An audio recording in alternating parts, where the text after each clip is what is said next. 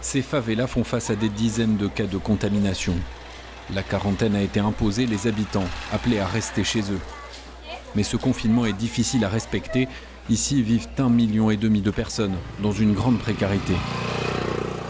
Comment voulez-vous que les gens restent chez eux sans travailler et sans gagner d'argent? En plus, dans les supermarchés, on ne peut plus rien acheter.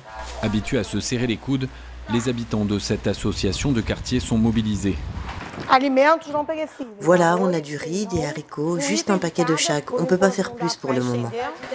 Kelly a organisé cette collecte de produits de première nécessité et d'hygiène. C'est pour les familles les plus pauvres, celles qui n'ont pas de revenus, qui ne reçoivent aucune aide du gouvernement. Cette pandémie va provoquer le chaos. Ces provisions permettront à plus de 200 habitants de rester confinés chez eux pendant les prochains jours. Merci beaucoup. Dans ce quartier, il n'y a pas d'eau courante. Impossible de se laver les mains plusieurs fois par jour. Irassi, 78 ans, vit seul dans cette petite maison. Je n'ai de l'eau que le soir. Je remplis un bidon pour en garder pour en avoir le matin.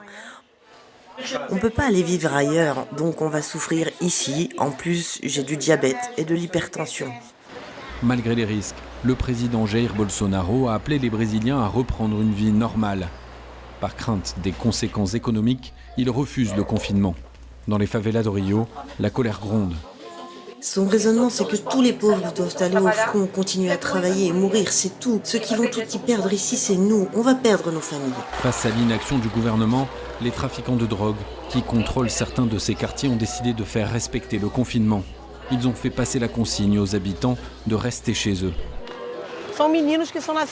Ces jeunes sont nés ici, ils ont toute leur famille, leur grand-mère qui vivent ici. Ils prennent la souffrance de la population au sérieux, alors ils finissent par prendre le rôle de l'État ici. Avec le risque d'épidémie, c'est désormais celui d'une explosion de violence qui menace Rio.